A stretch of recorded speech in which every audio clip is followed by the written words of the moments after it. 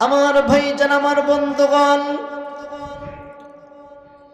আল্লাহ রাসূল সাল্লাল্লাহু আলাইহি ওয়াসাল্লামের প্রিয় সাহাবী হযরতে আলকামা রাদিয়াল্লাহু তাআলা আনহু হযরতে আলকামা রাদিয়াল্লাহু তাআলা আনহু মৃত্যুর শয্যায় শুয়ে আছে।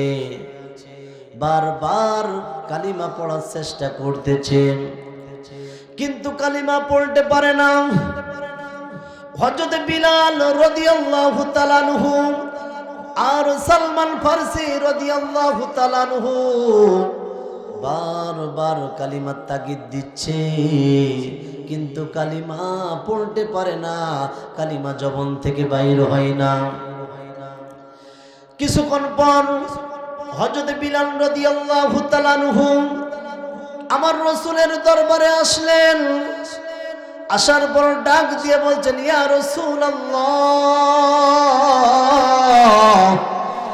ইয়া হাবিবাল্লাহ, আপনার প্রিয় সাহাবী আলকামা মৃত্যুর শয্যায় শুয়ে আছে। বারবার কালিমা তাগিদ দেওয়া হচ্ছে, কিন্তু কালিমা পড়তে পারে না। আমার রাসূল ডাক দিয়ে বলছে, বিলাল, যাও যাও, তুমি আবার কালিমার তাগিদ দাও। হযরত বিলাল কালিমার তাগিদ দিচ্ছে, কিন্তু কালিমা পড়তে পারে না। কিছুক্ষণ পর আবার রাসূলের দরবারে আসলেন। আমার রাসূল ডাক দিয়ে বলছে, বিলাল, আলকামার বাসায় কি আলকামার মা বেঁচে আছে?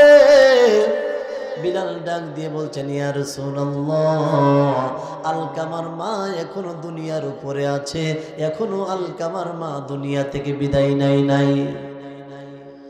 আমার রাসূল ডাক দিয়ে বলছে, বিলাল, যাও যাও, আলকামার মাকে আমার সালামটা দাও। দেওয়ার পর ডাক দিয়ে বলো, আমার রাসূল আপনাকে আহ্বান করেছে, আমার রাসূলের দরবারে আপনাকে যাওয়ার জন্য আহ্বান করেছে। আর আপনি যদি যেতে না পারেন, আমার রাসূল আপনার বাসায় আসবেন। হযরত বিলাল ডাক দিয়ে বলছে, মা,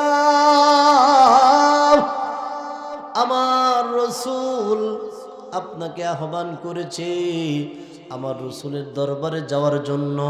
আর যদি আপনি যেতে না পারেন, যদি আপনি অস্বীকৃতি জানান, তাহলে আমার রাসূল আপনার কাছে আসবে।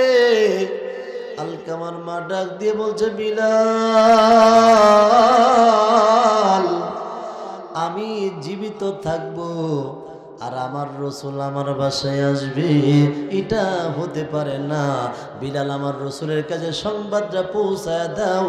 আমি আলকামার মা, আমি রাসূলের দরবারে যেতে চাই। আরো জোরে বলেন না সুবহানাল্লাহ।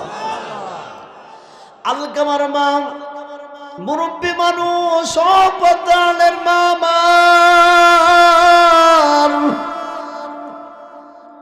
আমার রসুলকে কত ভাবে আমার রসুলের সুন্নাত গুলো তোমরা মানো না। কিন্তু বৃদ্ধা মহিলা আলকামার মা, অনেক বয়স হয়েছে, লাঠি ভর দিয়ে আমার রসুলের দরবারে হাঁটি হাঁটি পা পা করে রওনা। এক পর্যায়ে আমার রসুলের কাছে চললেন। আমার রাসূল ডাক দিয়ে বলছে, মা, আলকামা কেমন ছিল? আলকামার মা ডাক দিয়ে বলছেন, নবীজি, আলকামার জীবনে কোনোদিন নামাজ ছাড়ে নাই, আলকামা রোজা ছাড়ে নাই, আলকামা যুদ্ধের ময়দান থেকে কোনোদিন পালাই নাই। সুতরাং আলকামার সকল ইবাদত বন্দেগী ভালো ছিল। আমার রাসূল ডাক দিয়ে বলছে, মা, আপনার কাছে আমি একথা জিজ্ঞাসা করি নাই, আমি জিজ্ঞাসা করেছি আলকামার সাথে আপনার সম্পর্কটা কেমন ছিল। আলকামার মা ডাক দিয়ে বলছেন, নবীজি,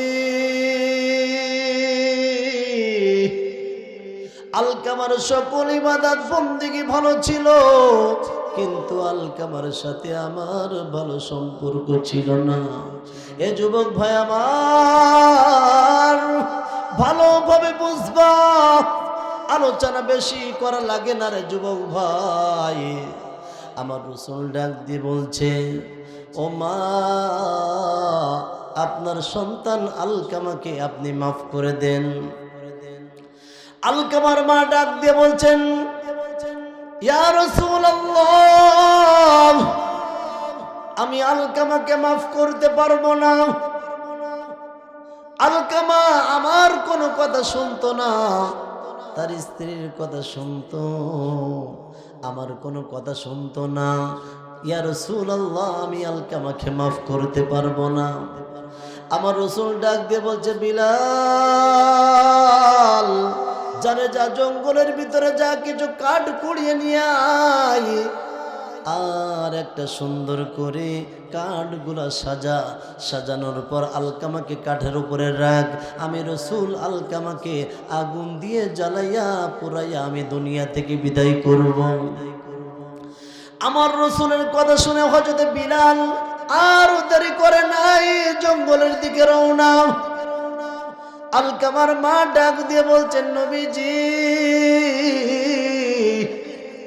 সত্য সত্য কি আমার আলকামাকে আপনি আগুন দিয়ে জ্বালাইয়া পুরাইয়া দিবেন? আমার রাসূল ডাক দিয়ে বলছে, মা, জাহান্নামের আগুনের চেয়ে দুনিয়ার আগুন কোনো বিষয় না, এই দুনিয়ার আগুনের চেয়ে জাহান্নাম। ইয়া রাসূলুল্লাহ, আমি আলকামার মা, আর মায়ের সামনে সন্তানকে আগুন দিয়ে জ্বালাইয়া পুরাইয়া দুনিয়া থেকে বিদায় করে দেওয়া হবে, আমি মা হয়ে সহ্য করতে পারবো না। যেহেতু আমি আলকামাকে মাফ করতাম না, হঠাৎ করে আলকামার ছোট্ট বেলার কথা মনে পড়ে গেল। আর ছোট্ট বেলার কথা মনে কইরা আমি আলকামাকে আমি আমার হৃদয় থেকে আমি মাফ করে দিলাম। আরো জোরে বলেন না সুবহানাল্লাহ। এ যুবক, এবারে শিক্ষা কি শিখলাম? তাহলে কি আপনারা বুঝতে পারলেন? যতই নামাজ পড়েন, রোজা রাখেন, হজ করেন, যাকাত দেন, আপনি যদি মা আপনারা খুশি হয়ে যায়, মৃত্যুর সময় কালিমাও নসিব হবে